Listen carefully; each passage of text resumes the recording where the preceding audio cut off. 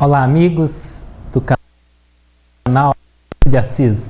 Estamos de volta no nosso segundo episódio do programa Espiritismo com Kardec. Hoje nós vamos estudar o capítulo 1º do Evangelho segundo o Espiritismo, Não Vim Destruir a Lei. E para dar início à nossa reunião, hoje nós teremos uma presença, uma pessoa especial, que vai ser a Soninha, que é a coordenadora do Conselho Espírita aqui da nossa 9ª região que compreende Anápolis e municípios vizinhos. Ela vai estar conosco hoje para fazer a abertura. Nós veremos então a respeito desse primeiro capítulo, que trata sobre o Espiritismo, a história, como o Espiritismo chegou até nós, vindo desde o Velho Testamento, Moisés, passando pelo Novo Testamento, Jesus Cristo, e aí até chegar no Espiritismo. Então veremos hoje sobre essa relação que existe entre Espiritismo, Cristianismo e Judaísmo, entre a última revelação e as duas primeiras. Tá? Entenderemos melhor como o Espiritismo se relaciona com essas religiões, com as religiões com o cristianismo e com o judaísmo, e de que forma a relação do Espiritismo com a Bíblia difere dessa relação que outras religiões têm. Então, para dar início ao nosso estudo, nós passamos a palavra então para a nossa amiga, a Soninha, que ela vai fazer a abertura do nosso programa e a prece inicial. Soninha, tudo bem? Boa noite. Oi, Gerlon, boa noite. Satisfação recebê-la aqui no nosso Espiritismo com Kardec, E então eu passo a palavra para você. Satisfação é nossa, boa noite a todos.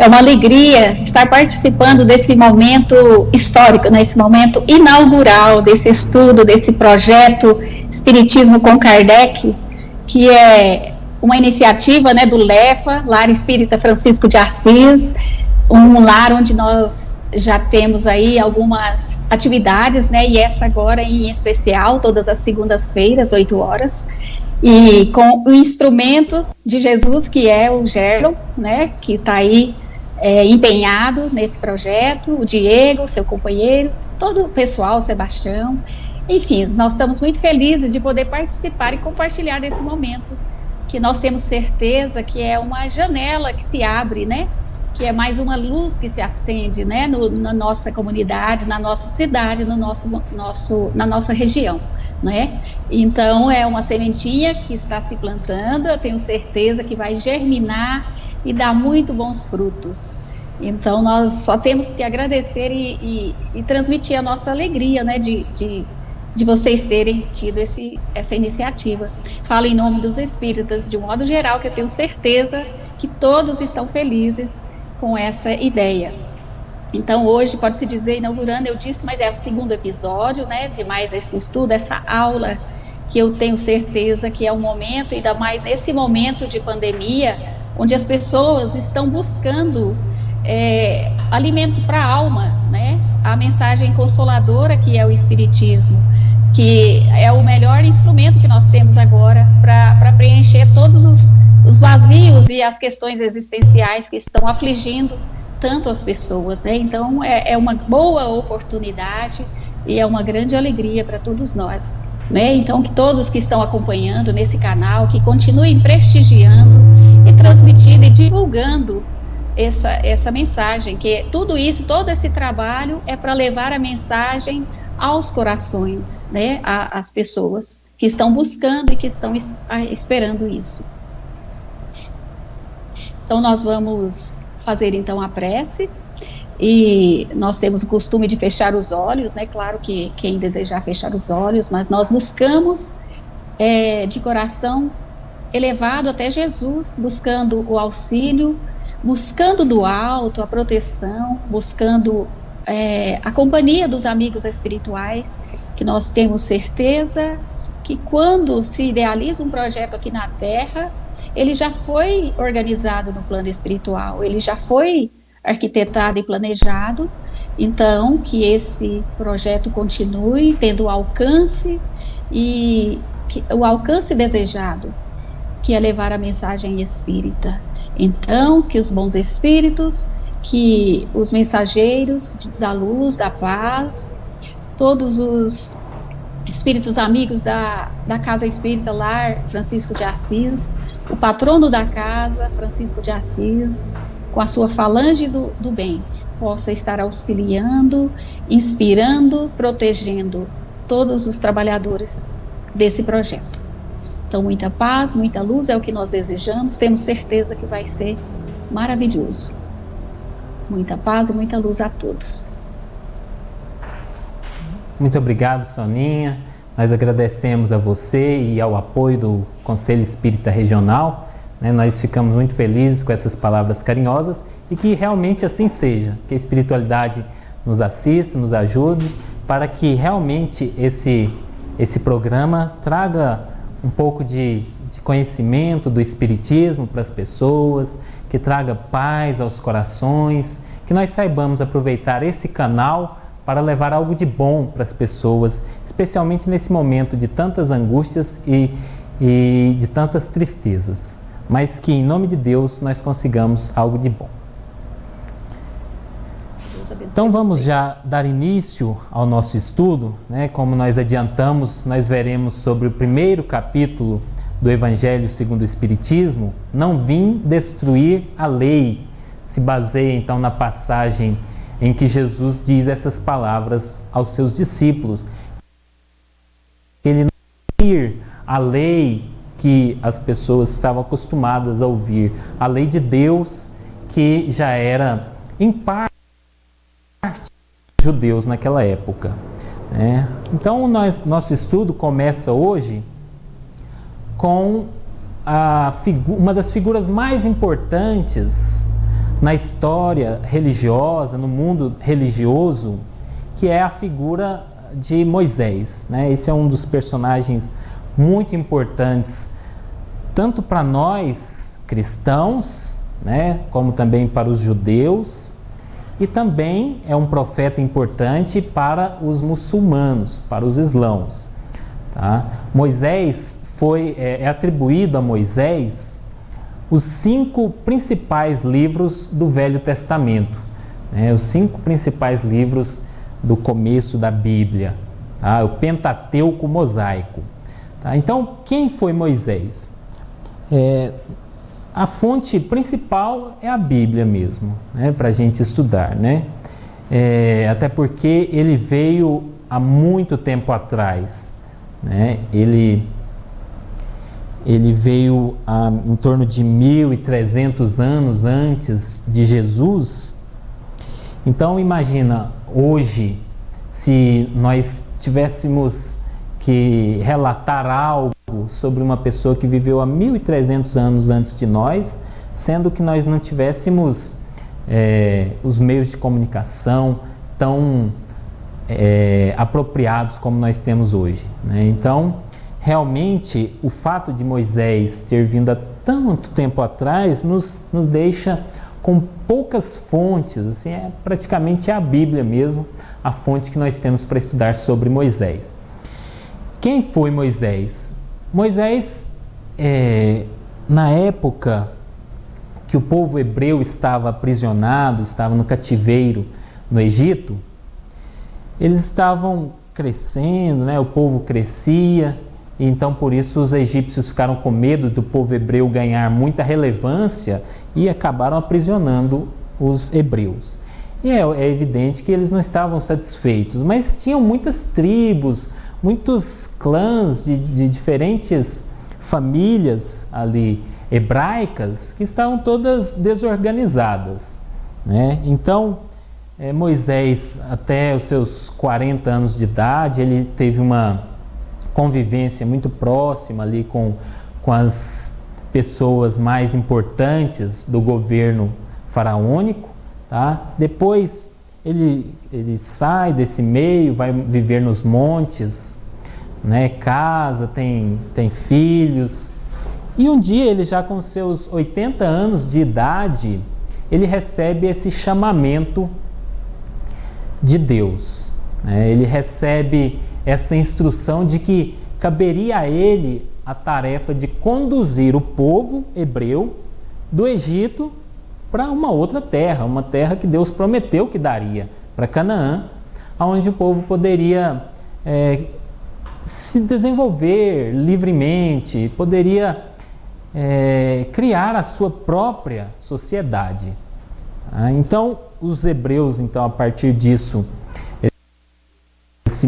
evidentemente que os egípcios não estavam satisfeitos de deixar seus escravos partirem, né, sem ganhar nada com isso. Então o faraó relutou muito em permitir. Então conta na Bíblia que teve uma praga, o faraó não se deixou convencer, mais outra praga. Aí, por final, quando chegou a 7ª praga, né, que morreram os primogênitos, mesmo das pessoas mais importantes do Egito, e até mesmo os primogênitos dos animais. Então, o faraó, por fim, ele resolve permitir que os hebreus, tá bom, né, eu já não aguento mais pragas, né, deixa os hebreus partirem. Tá? Então, quando os hebreus começam a sair do Egito, mas aí o faraó se arrepende, fala, não, essas pragas devem ter sido alguma coincidência.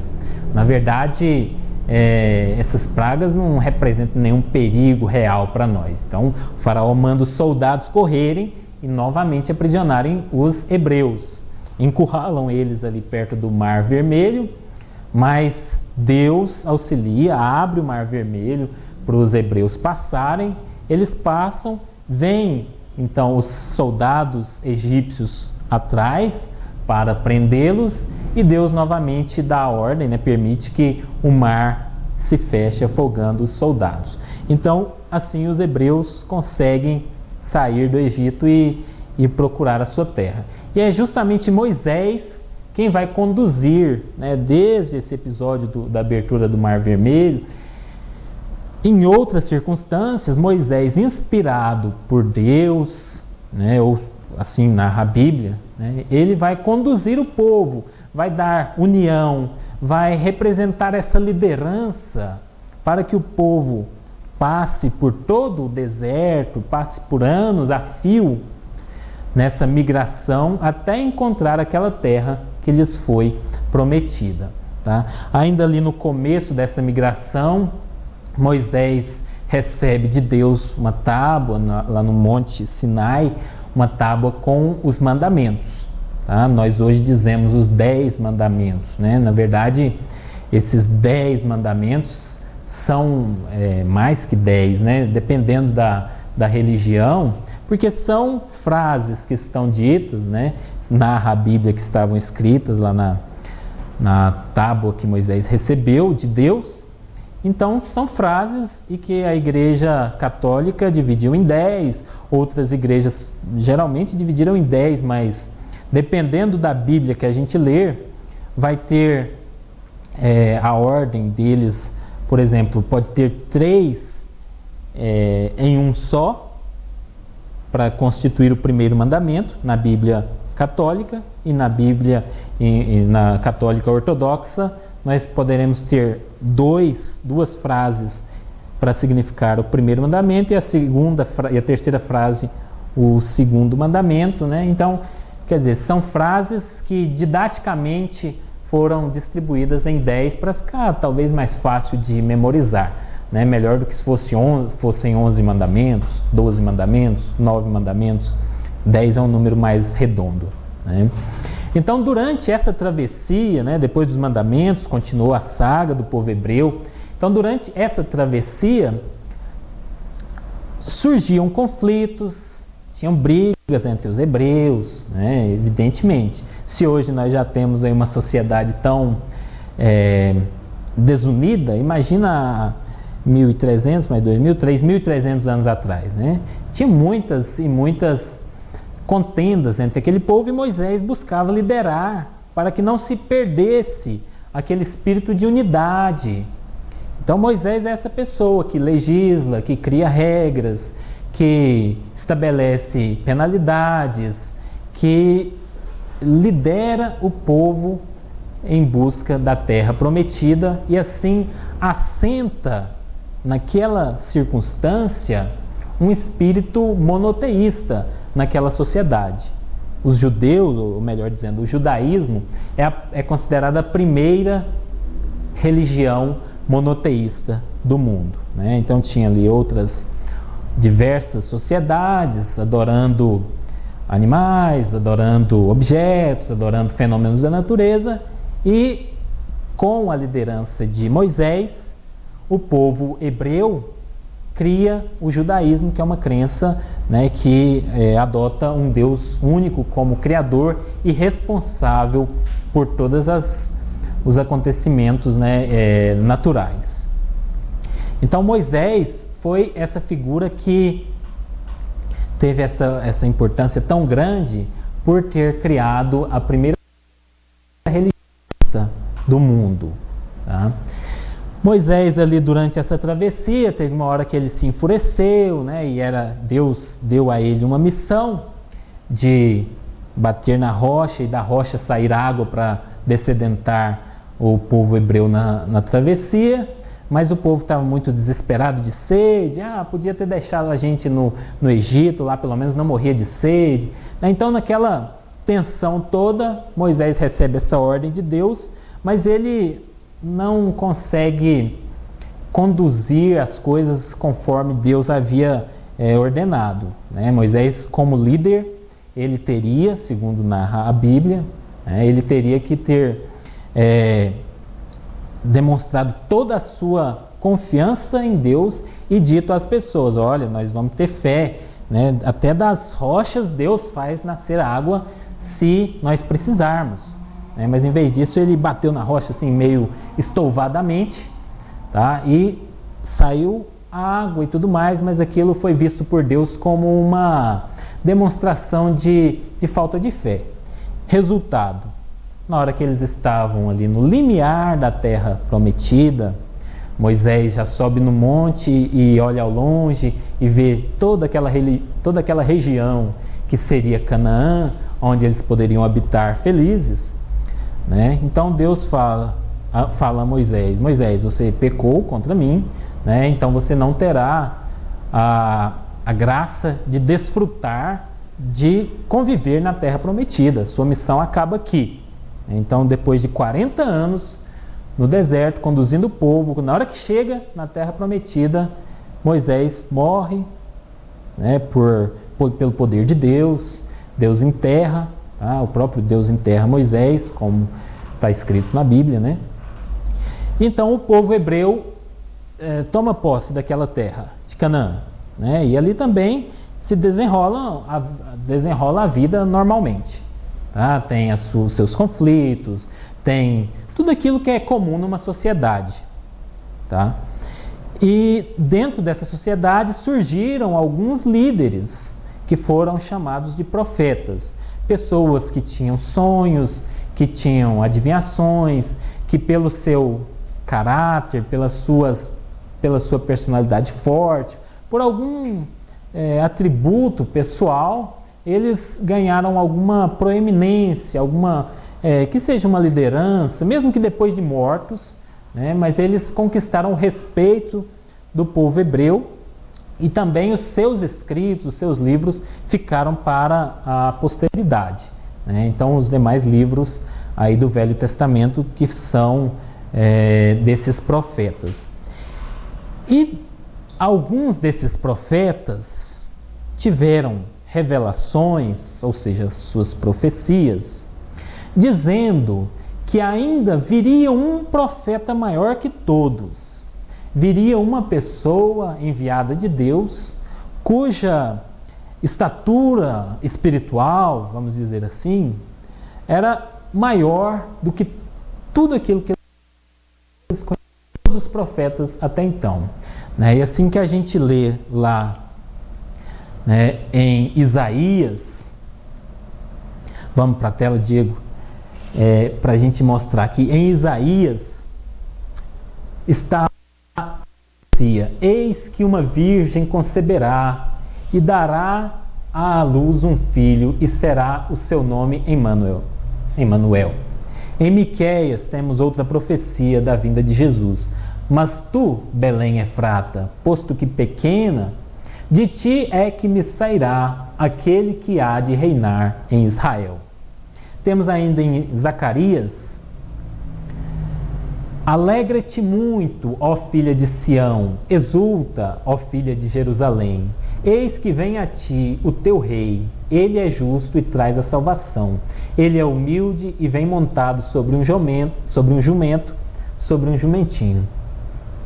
E lá, mesmo nos Salmos, né, nós temos aí essa previsão sobre a morte de Jesus, né? Repartem entre si as minhas vestes e sobre a minha túnica lançam sortes.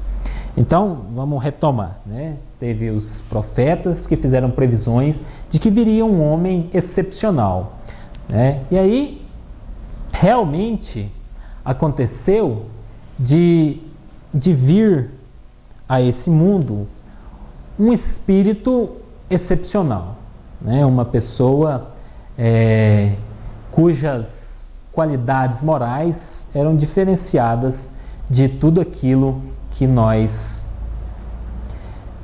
conhecíamos e conhecemos até hoje como humanidade, né? Pode passar, Diego. Então Jesus Cristo veio, né, e além do seu poder de operar milagres, né, além dos fenômenos extraordinários que ele levou a efeito, nós temos o que mais chama a atenção, né, é a sua moral, que há 2000 anos era muito adiantada e hoje é ainda uma moral muitíssimo avançada e difere de tudo o que nosso instinto animal poderia nos conduzir, tá? E sempre vai ser essa moral. Por quê? Vai ser essa moral elevada porque é a própria lei de Deus, é a própria vontade de Deus, né? Então Jesus Cristo, né, como vamos entender, historicamente o povo estava desorganizado, precisou dessa organização, precisou da organização, da formação do monoteísmo, para na sequência ter as condições de vir no mundo uma pessoa, né, que trouxesse essas lições tão elevadas. Para que essas lições de Jesus chegassem até nós, precisava de uma organização, né? Se fosse só ali no boca a boca, né, muito provavelmente as pessoas que se organizaram, né, na época, elas formaram uma instituição. E dentre essas instituições, quem melhor conseguiu conduzir esses ensinamentos para que eles alcançassem grande número de pessoas foi a igreja, né? A Igreja Católica, tá?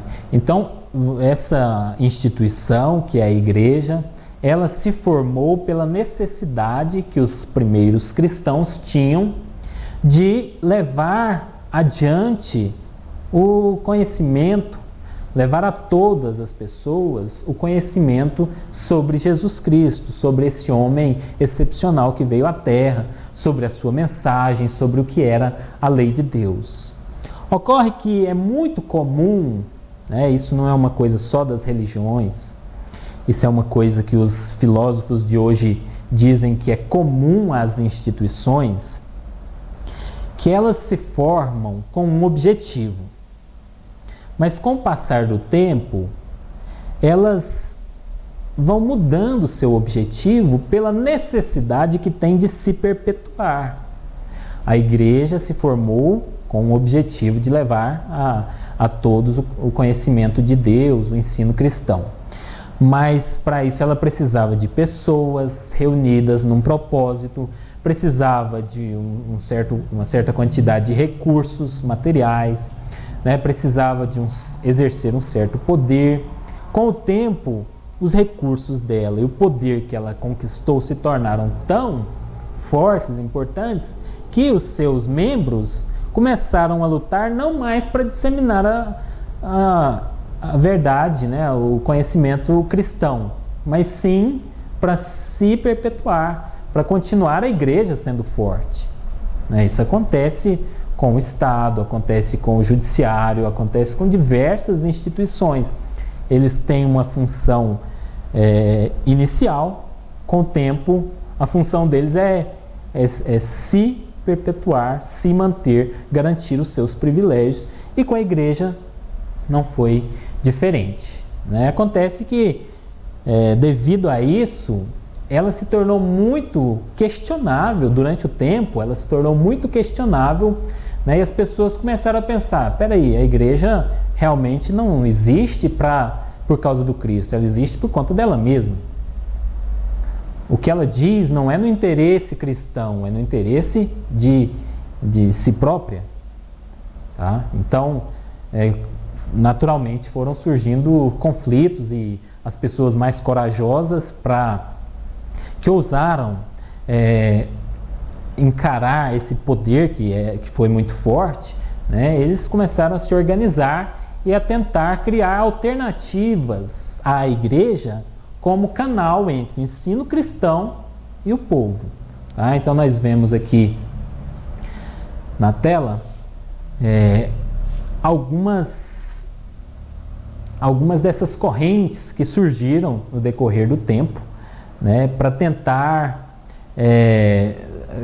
se propuseram como alternativa ao poder da igreja, né, a missão da igreja, melhor dizendo. Né. Nós tivemos aí já isso a partir de 1500, né, então a igreja conseguiu ali mais de 1000 anos se mantendo, né, praticamente como hegemônica. Né.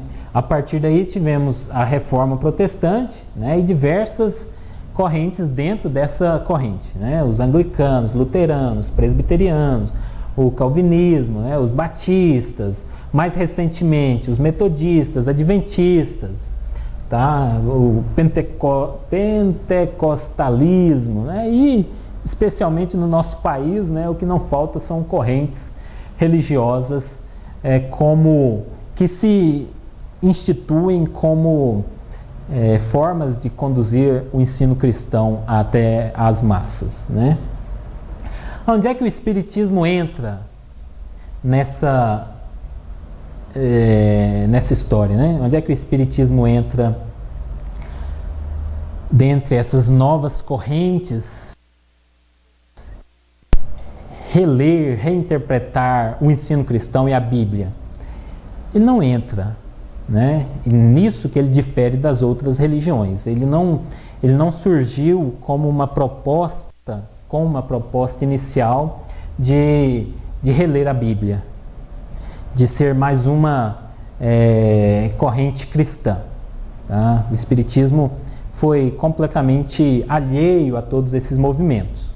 Tá? O Espiritismo, na verdade, ele surgiu a partir desse fenômeno curioso que ocorreu aí no século XIX, né, em 1840, mais ou menos a partir daí, que as pessoas se reuniam em Paris, na França, na Europa toda e até na América, nos Estados Unidos.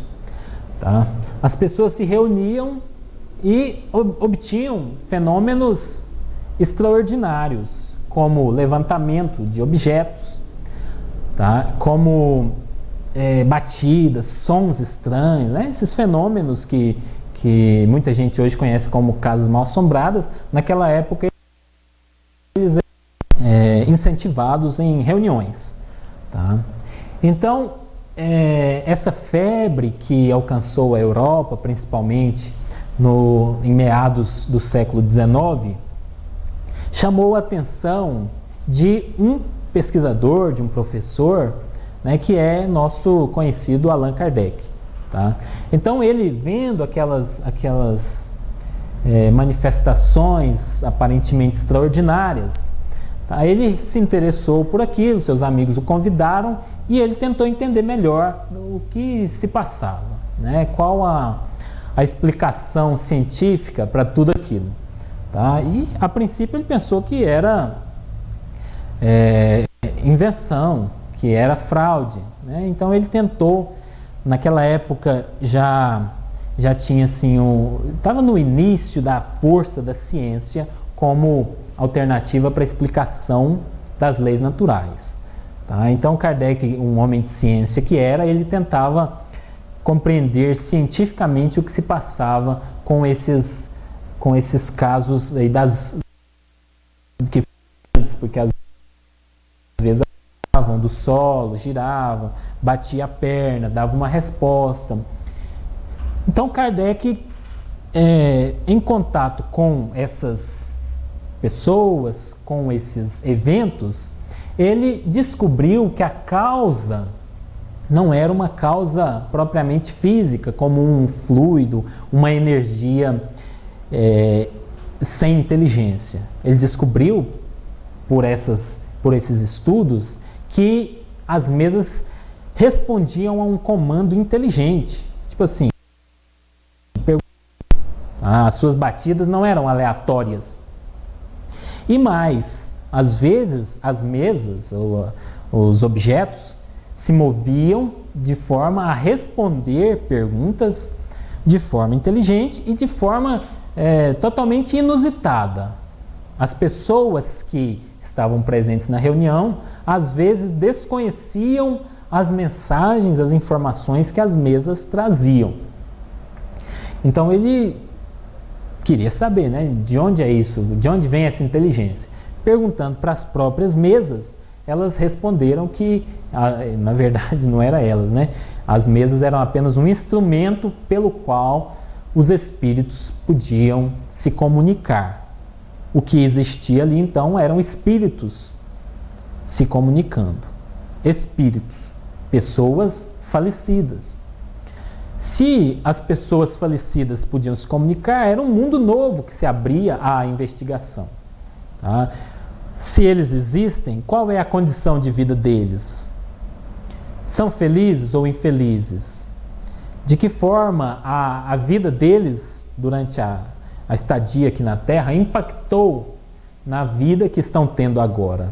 Então, todas essas perguntas acabaram desembocando em respostas sobre a justiça de Deus, de onde nós viemos, para onde nós vamos, sobre a reencarnação, sobre a multiplicidade das existências, sobre a vida extraterrestre e uma série de outras informações novas. Tá? E além disso, nosso Kardec, né, que foi essa pessoa que se dedicou a esse estudo, a essa interação com os espíritos, além dessas novas informações, ele descobriu que a regra que vale para nós aqui na Terra e depois da vida da Terra, né, depois da morte do corpo, essa regra de conduta, essa regra moral, não era diferente da regra que Jesus trouxe para nós há 1850 anos. Ele descobriu que a lei moral, a regra moral de Deus é aquilo que Jesus ensinou. E mais, né, então, além desse ponto de contato entre o Espiritismo e o Cristianismo, né, não é só isso. Além disso, tem o fato de que os espíritos, aqueles mais inteligentes, mais sábios que se comunicaram, disseram a Kardec que essa investigação que ele havia feito, que ele estava fazendo, não era casual. Na verdade, ele já havia sido designado antes para fazer esse estudo e trazer à humanidade um conhecimento que era a continuidade do cristianismo. Jesus disse uma porção de coisas muito instigantes, muito inteligentes e que acalmava o coração. Ele disse bem-aventurados os aflitos, ele disse sobre a vida futura, mas isso dependia muito da fé.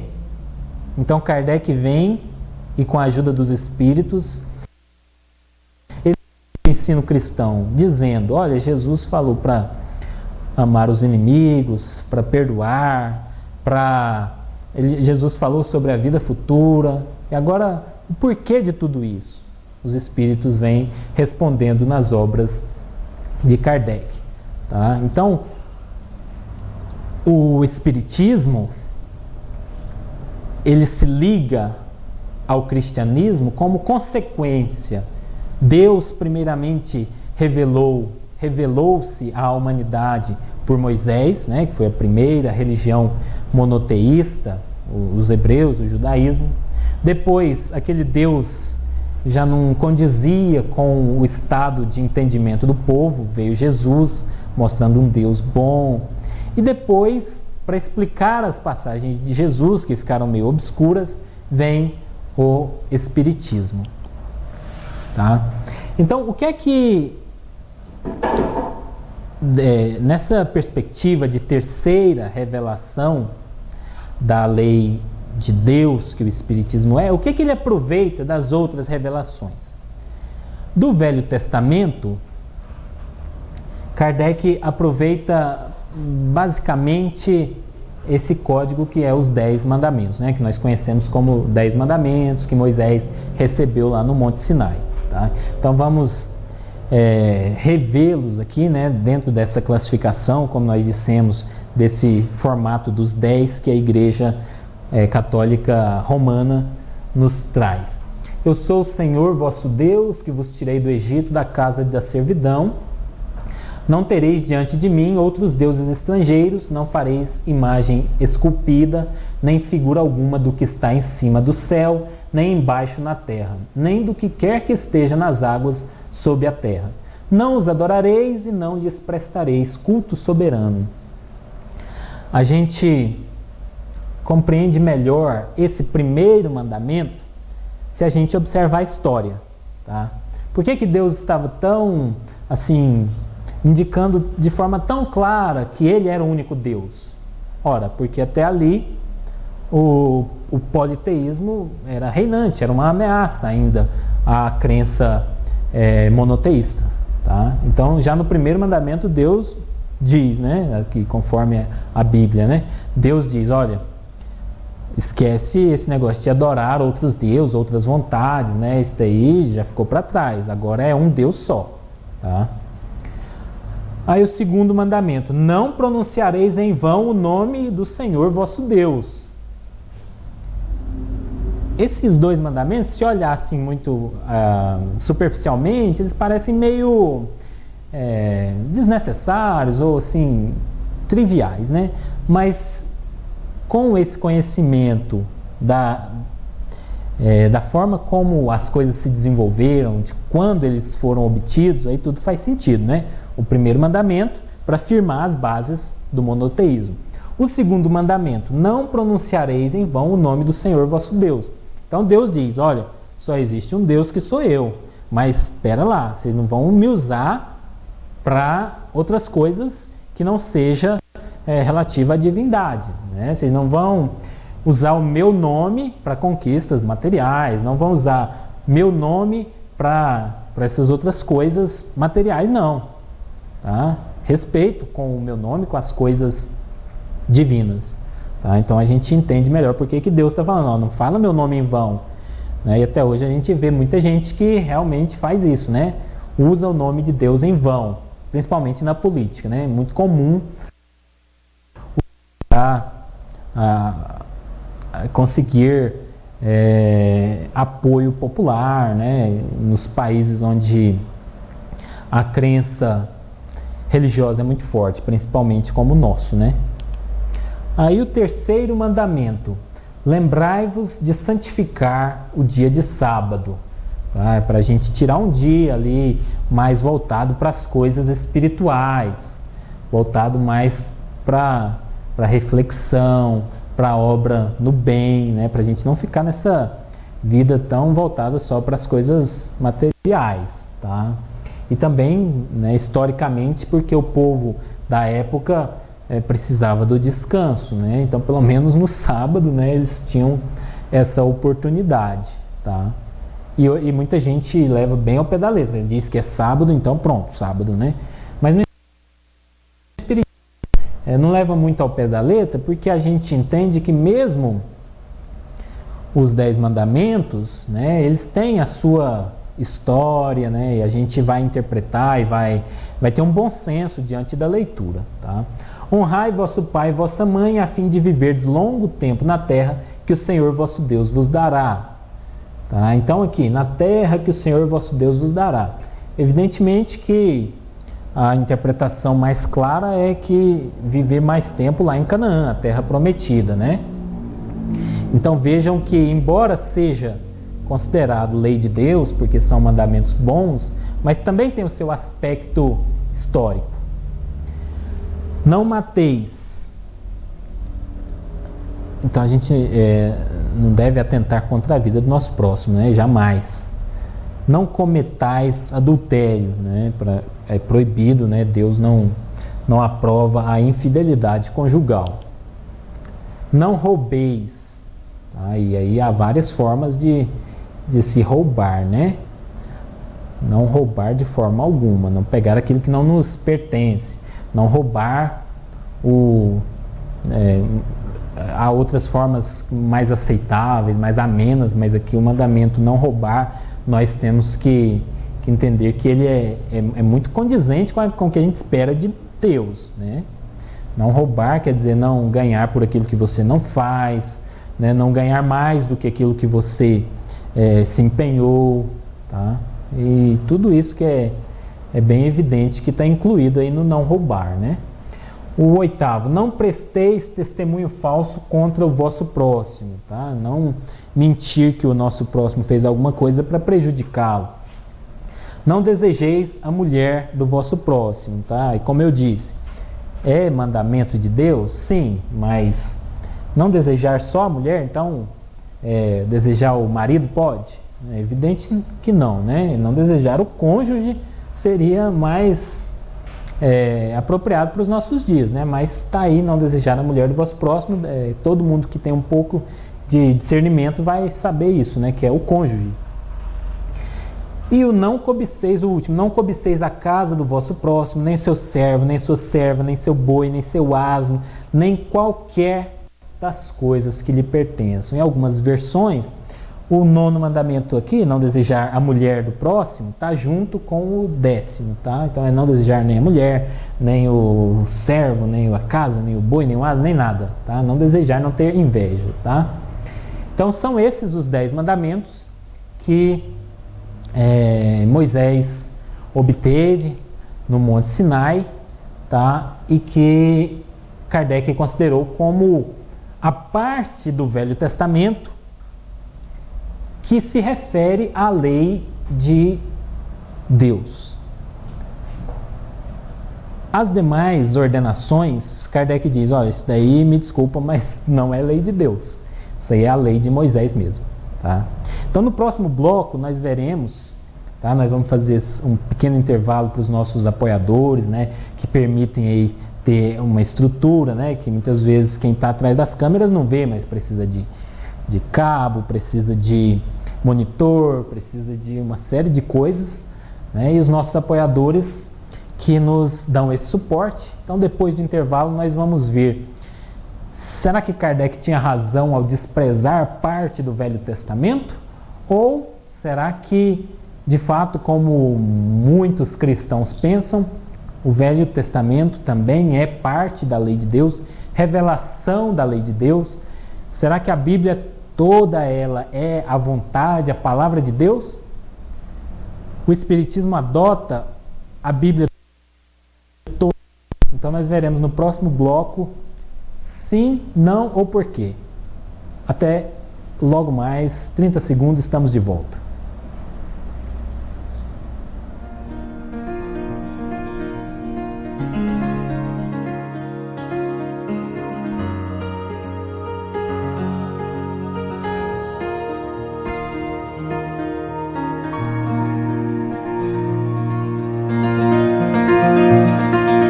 Apoio Clínica Dyer, Dr. Jorge Cecílio Dyer, endocrinologista, Avenida Dona Elvira, 78, Vila Santa Maria de Nazaré, Anápolis, Goiás, 3324-0062. Escalada Móveis, móveis sob medida com qualidade e compromisso.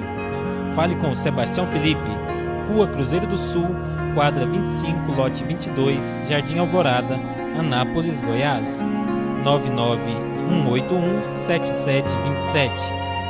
Madeli, pisos de granitina e materiais para fábrica de tanques, Avenida Brasil Sul, 6350, bairro São João, Anápolis, Goiás. Fone 3313-1881. E Dr. Frederico Carramaschi, urologista.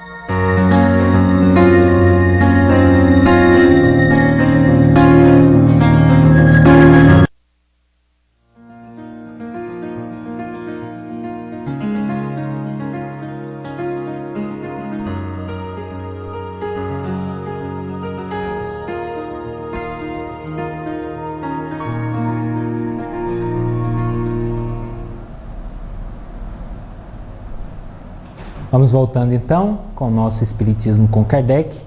Tá? Nós veremos agora nessa sequência, como nós dissemos, o Velho Testamento, porque que ele foi desconsiderado como parte da revelação divina. Mas antes, veremos aqui a interação com os nossos amigos que nos acompanham aqui no canal. Tá? Quem não se inscreveu ainda é o LEFA, Lar Espírita Francisco de Assis. Se inscrevam e toquem o sininho para serem avisados de novos vídeos.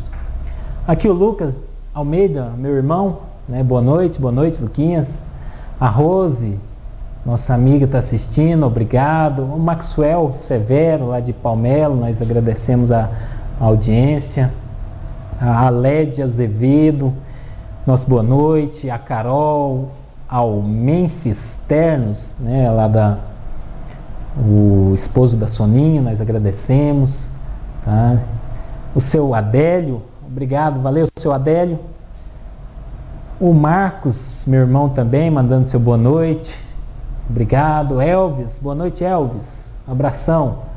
A Colandi Ribeiro, também conhecida como Tia Loura, obrigado pela assistência, pela presença, Tia Loura. Devonete, boa noite. Jocasta, boa noite, também agradecemos. A Rosa Maria, nosso boa noite. O Diego e o Flávio, nós agradecemos aí, né? São os nossos mais empenhados, fiéis escudeiros aqui do programa.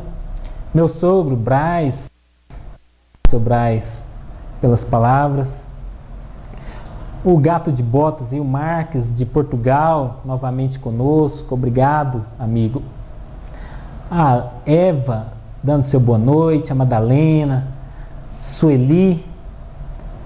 O Vilmar também, mandando seu boa noite. Um abraço, Vilmar. Então nós agradecemos aí as participações, né, que tornam o programa muito mais...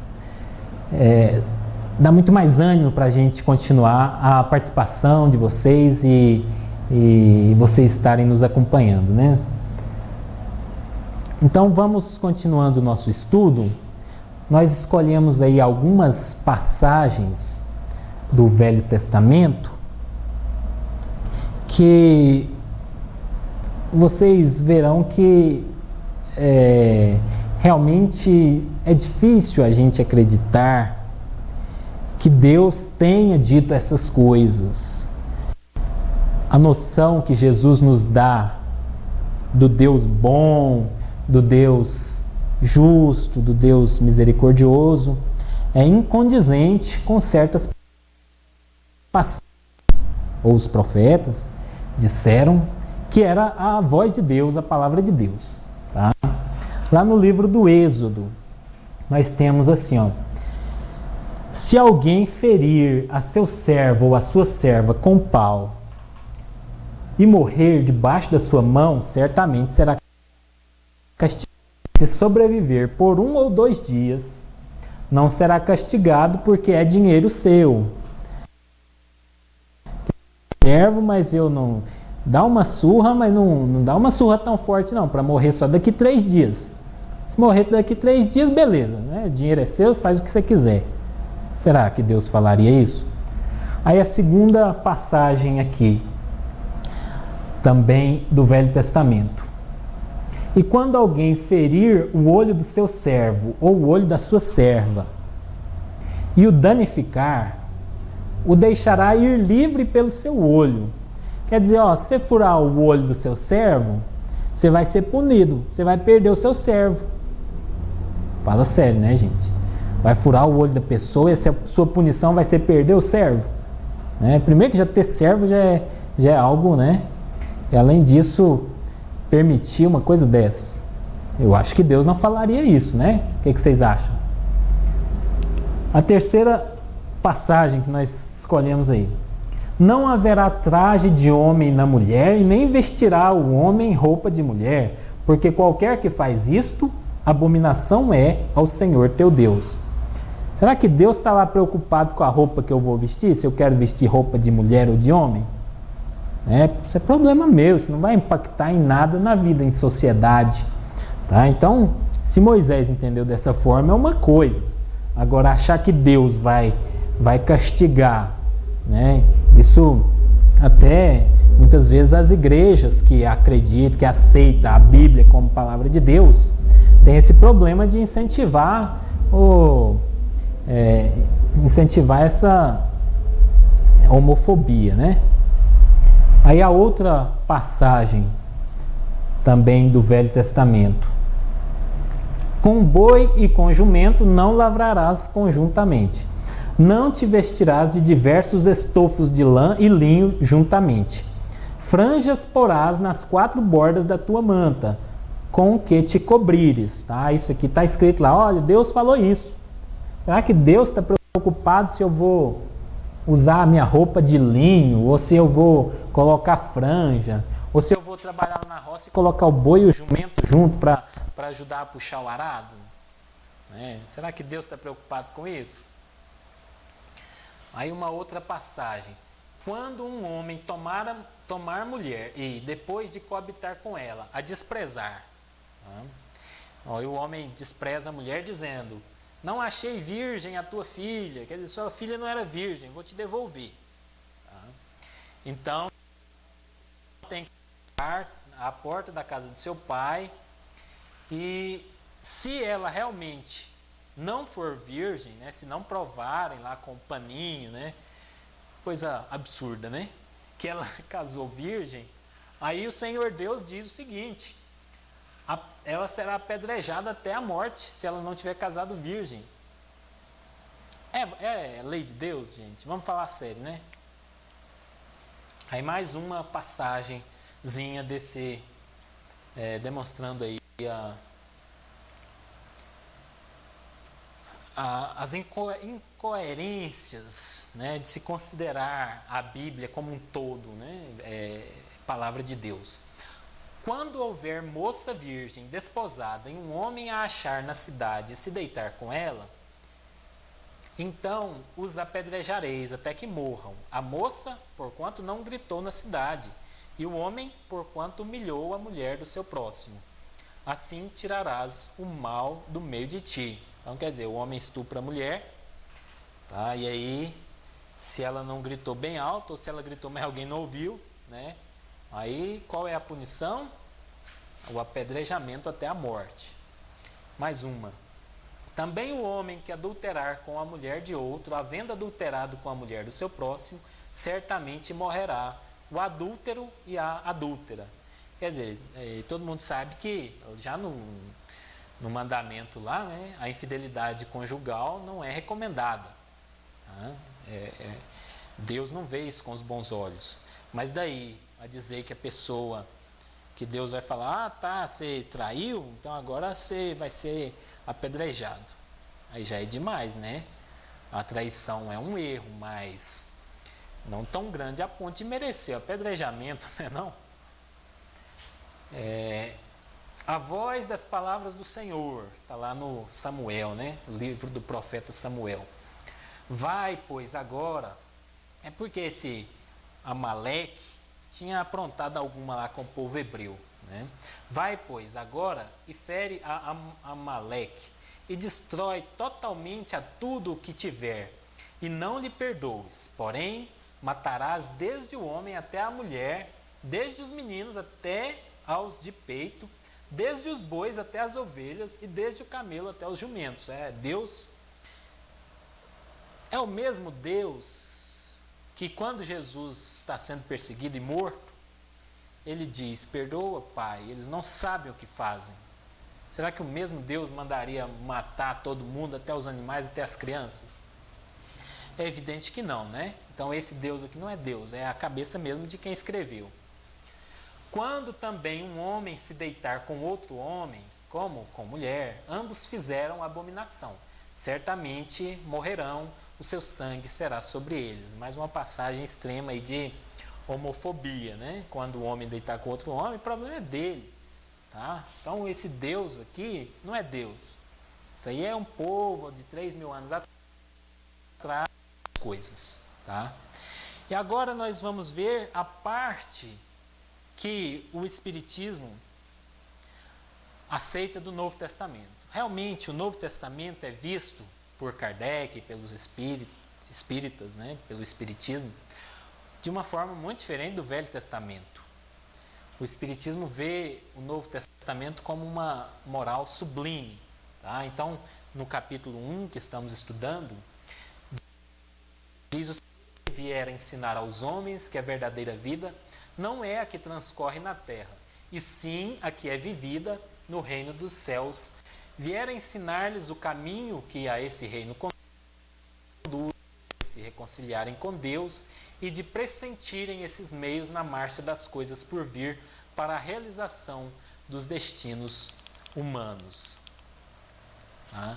Então o Novo Testamento realmente é visto de uma forma especial, né? Especialmente e principalmente a conduta moral que está exemplificada por Jesus. Tá? Tem outras coisas ali também que o Espiritismo quase que ignora ou não se detém, mas a conduta moral ensinada pelo Mestre é algo como sublime, o ponto máximo do Espiritismo. Tá? Então, já que Jesus veio trazendo a moral para nós, qual a necessidade que temos de estudar novamente essa moral? Acontece que com o passar dos séculos, a humanidade se desenvolveu. E a igreja, como porta-voz da mensagem do Cristo, já era muito questionável. E a busca pela ciência, tanto a ciência natural quanto a ciência social, fez o homem buscar compreender melhor o motivo dos ensinamentos cristãos. Então, já no começo assim, dessa onda maior da ciência, né, no século XIX, né, o Espiritismo vem e tenta esclarecer mais a mensagem cristã de um ponto de vista mais científico, testando as hipóteses, buscando racionalizar o ensino cristão, entender o que é que Jesus disse, o que é que ele provavelmente não disse, o que é racional na Bíblia e o que não é.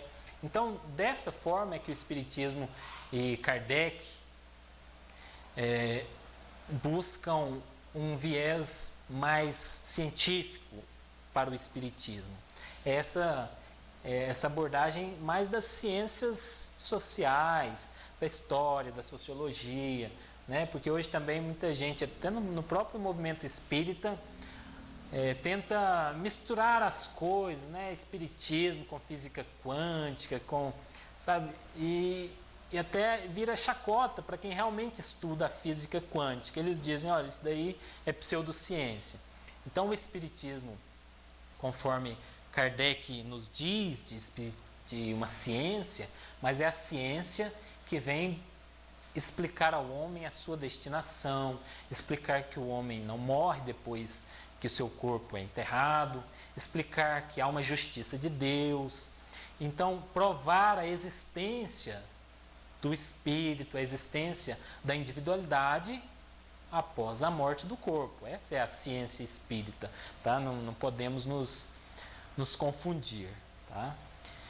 Então, esse era o estudo da noite, né? O capítulo 1 do Evangelho segundo o Espiritismo, né? Nós esperamos que tenham gostado e já reforçamos nosso convite para que na próxima segunda, às 20 horas, novamente acessem, né? E E assim nós já finalizamos a nossa apresentação, né, nosso programa, pedindo que as bênçãos de Deus possam se derramar sobre todos os nossos lares, nossos familiares, nossos entes queridos, todas as pessoas que nos são caras, possa fazer mais homens de bem, fazer sentido para nós, modificar nossas ações, que Ele faça com que realmente nós recordemos da mensagem cristã, de amar ao próximo como a nós mesmos,